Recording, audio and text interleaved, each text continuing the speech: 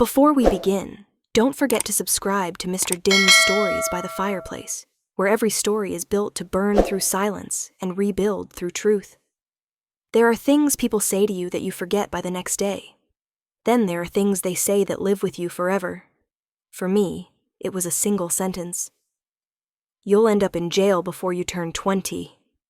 That came from Mr. Reynolds, 8th grade homeroom teacher, math guy, sat with his tie too tight, hands always tapping a dry erase marker on the desk like he was waiting to prove someone wrong. I gave him plenty of chances. I wasn't the easiest student. I'll admit that. Late to class. Always drawing instead of taking notes. Quick with my mouth when someone said something sideways. If someone pushed me, I pushed back. That's just how I grew up. But jail? He didn't say it quietly. He didn't say it like a warning. He said it loud. And he said it with a smirk. I'm telling you now, kids like you don't end up in college. You end up in court. The class fell into that awkward silence. No one looked at me, not even my friends. I wanted to say something, wanted to flip the desk, storm out, prove him right in the worst way. But I didn't. I just stared at him. And something changed. It was like he branded me with those words. At home, it was no different. My mom worked late, my dad wasn't around, and my older brother was already in juvie by then. Cops knew our name. Teachers whispered about us in the staff lounge. Neighbors double-locked their doors when we walked down the street. Mr. Reynolds didn't invent the doubt. He just gave it a voice, and once he did, it echoed everywhere. Every time I raised my hand and got ignored. Every time I got sent to the office for something someone else started. Every time my name came up in a sentence that started with trouble. By the time I hit freshman year, I stopped trying. What was the point? They already decided who I was, so I gave them what they wanted. Suspensions, fights, skipping class. They called it acting out, but I called it surviving. You either play the role they give you, or you disappear entirely. And for a while, I thought I'd stay there forever. That maybe Mr. Reynolds was right. Maybe I was exactly what they all expected me to be. Until one day, something changed. It didn't come from a teacher, or a parent, or even a friend. It came from a stranger. One question. One I wasn't ready for. But one I'll never forget. The thing about hiding is that eventually you get tired of the corners you put yourself in. That's how I ended up in the library one afternoon, not because I wanted to study, but because I didn't want to fight. Some kid had bumped into me in the hallway and mumbled something under his breath. I could have snapped. A year earlier, I would have. But instead, I ducked into the library and disappeared behind a row of dusty encyclopedias no one used anymore. That's where I met her. She was sitting 2 tables over, maybe in her 20s, glasses, laptop, stack of papers. Not a teacher. Not a student. She looked up once. I didn't. Then, a few minutes later, she walked over and handed me a book. Noticed you weren't doing much reading, she said. Thought this might help. It was a hardcover with a gold spine. Just Mercy by Brian Stevenson. I shrugged. I'm not really the book type. She smiled. That's what everyone says, until they find the right one. I didn't open it then. Just shoved it in my bag and left without saying anything. But that night, when I couldn't sleep, when my brother was yelling on the phone and my mom was crying quietly in the kitchen, I pulled it out, and I read the first 10 pages, then 20, then 40. By sunrise, I was halfway through. It was about a lawyer who defended people no one else would touch, people who were tossed aside, misunderstood, written off, people like me. I brought the book back 2 days later, even though I hadn't finished it yet. She was still there. Same glasses, same stack of papers. You liked it, she said. I nodded slowly. Yeah, I did. She sat down across from me. Ever think about law? I actually laughed. Me? They think I'm headed to jail, not court. Her face didn't change. No judgment, no shock. Then she said something that made my stomach twist. So prove them wrong. Just like that. 3 words. So simple it almost felt stupid. But something about the way she said it, it stayed with me. I asked who she was. Turns out she was a law student from a nearby university, doing a volunteer mentorship at our school. First generation, grew up rough too.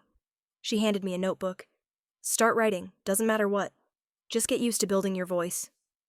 And I did. Every day after that, I'd sneak into the library for 30 minutes and just write. Not essays, not reports, thoughts, questions, memories, rage, hope. And something started to shift. It wasn't dramatic. I didn't wake up and become an honor student overnight. I still messed up, still skipped class, still got in trouble sometimes. But something inside me was different. For the first time, I wanted more. Change doesn't start when you feel good. It starts when you get angry. Not at the world, not even at the people who doubted you, but at yourself for believing them. That's what happened to me. One morning I woke up, looked in the mirror, and didn't see a criminal in training or a dropout in waiting. I saw a version of me that had been beaten into silence, and I got angry. I wasn't mad at Mr. Reynolds anymore. He'd said what he said and walked away. That was on him. What was on me was that I let his voice get louder than my own for years. So I decided that morning that I wouldn't fight people anymore. I'd fight their expectations. That day at school, I went to class on time. It wasn't a big thing. Nobody noticed. No one congratulated me. But I sat in my seat when the bell rang, opened a notebook, and started actually taking notes. It felt weird, awkward, like I was pretending to be a different person. But I kept doing it. Next period, same thing. By the end of the week, a few teachers started to notice. Not enough to say anything, but enough to raise eyebrows. Then came the first test. English. I studied for it. Not hard, but I tried. I got a 72%. Normally, that would have felt like failure, but it felt like flight. Because that 72 wasn't a ceiling. It was proof I wasn't broken. And once I saw that, I wanted more. More passes, more peace, more of a future. I went back to the library. Every day now. Sometimes the law student was there, sometimes not. But that notebook she gave me, it was full. I started writing about the way people looked at me, about how some teachers talked like being from the neighborhood was a diagnosis, about how I didn't want to escape who I was. I just wanted to be more than what they assumed. My writing got sharper. My temper got shorter, at least when it came to wasting time. Some kids joked that I was acting white. Others said I was trying too hard, but I didn't care, because for the first time, I was trying at all. And one afternoon, sitting in the library, alone, I flipped back to the first page of my notebook. I saw the words I'd written the very first day. He said I'd end up in jail. And I wrote right underneath it, bold and messy. Watch me. Every lawyer builds a case. Mine started with a single sentence. But proving them wrong wasn't just about passing tests. It was about unlearning everything I'd been told about myself. I started with my GPA. It was wrecked, buried under years of failure and absences. I met with the school counselor, Ms. Henry, who looked at my transcript like it was a bad horror story. "You've got one shot," she said. "If you want to graduate, you'll need to load up on credits. It won't be easy." I nodded. "Good," she said, "because easy won't save you now." She gave me a list of summer programs, after-school classes, online credits. It was overwhelming. I wanted to quit just reading it, but I didn't. I went home, taped it to the wall, and got to work. That summer, while other kids were partying or sleeping in, I was in a room with no air conditioning and a busted laptop writing essays on constitutional law and civil rights cases. I took extra classes on weekends. I volunteered for community service just to earn participation credit. I got my first A, not in gym, not in art, in history. The teacher, Mr. Lopez, stopped me after class. "You ever think about politics or law?" I almost laughed. "Why? You need someone to argue with?" He grinned. I need someone who understands why arguments matter. I didn't know it yet, but he would become the first teacher who believed in me. Not in a forced, every kid matters kind of way, but in a quiet, genuine, I see you way. He asked me to join the debate club. "Debate?" I said. Isn't that for the kids who never get into fights? He smirked. It's for the ones who know how to fight smart. I joined. It was brutal at first. I froze during my first match, forgot my closing argument, mumbled my way through the rebuttal. We lost, but I kept going, week after week. And something happened. I started winning. Not just debates, but respect. Teachers who used to avoid calling on me started asking for my opinion. Kids who ignored me now asked for help with their arguments. I stopped being the troublemaker. I started being that debate kid. I still messed up sometimes, still got frustrated, still had moments where I wanted to throw the whole thing away.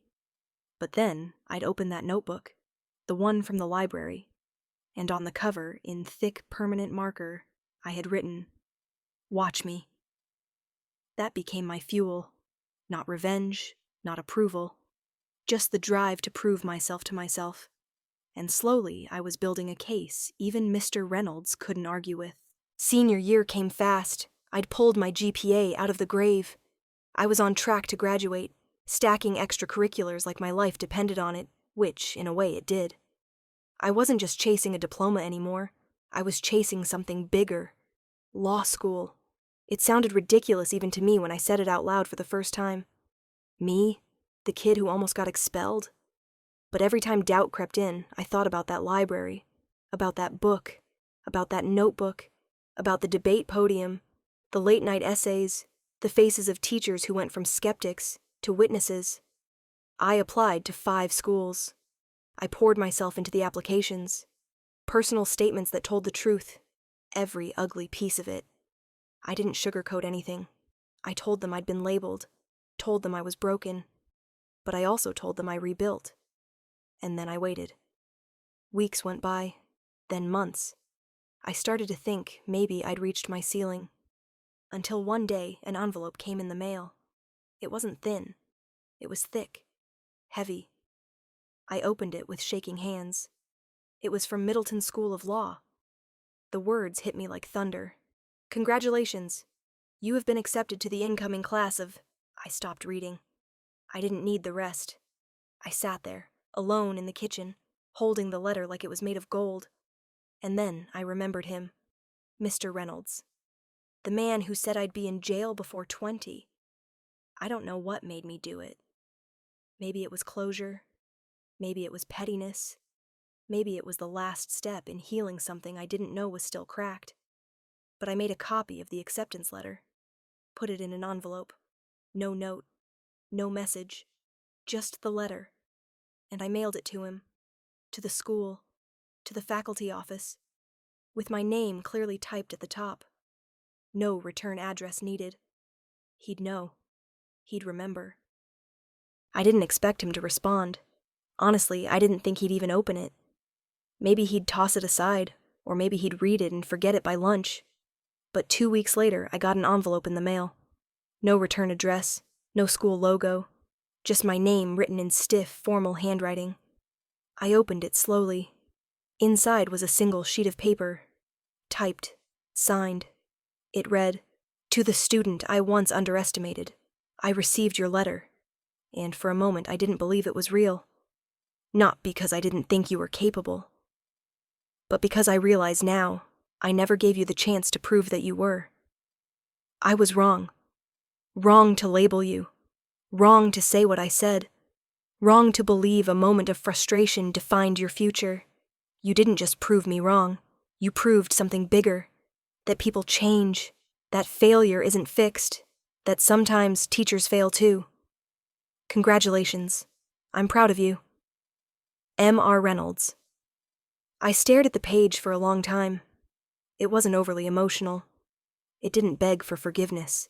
But it was honest. And that was enough. Because it wasn't just about me. It was about every student who got shoved into a box they didn't fit. Every kid who was told you're not enough before they ever had the chance to try. And in that moment, reading his words, I realized something important. This wasn't about revenge anymore. It was about redemption. His and mine. I folded the letter and slipped it into my old notebook from the library, the same one that started it all. right next to the page that read, "He said I'd end up in jail." And now, beside it, I added one final line. I ended up in law school instead. I didn't cry when I read the acceptance letter. I didn't cry when I got the reply from Mr. Reynolds, but I cried the day I walked across that stage. Not because of the diploma, not because of the applause, but because of who was sitting in the back row of the auditorium. My mom and my brother. Both in clothes I'd never seen them wear before. Both holding their breath like they couldn't believe this moment was real. My name was called last. Alphabetical luck. I took a deep breath. The lights were hot. My gown was stiff. My hands were sweating. But my steps were steady. Every click of my shoes on that hardwood stage felt like a full circle closing. I reached the dean, shook his hand, took the rolled-up diploma, and turned to face the crowd. I thought I'd feel powerful, but I didn't feel like a king. I felt like a survivor. Afterward, people hugged me, professors clapped me on the back. A classmate I'd never spoken to said, "Dude, your story's crazy. You need to write a book." Maybe I will someday. I found my family in the lobby. My mom hugged me and wouldn't let go. My brother just nodded. "Proud of you, man," he said. "You made it out." But I didn't feel like I'd made it out.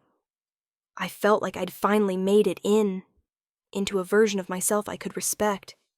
One I wasn't ashamed of. One I didn't have to fight to become anymore. There was a part of me that still carried the weight of the words spoken over me in 8th grade. That scar wouldn't vanish just because I had a piece of paper in my hand. But I'd turned it into something, and that made all the difference.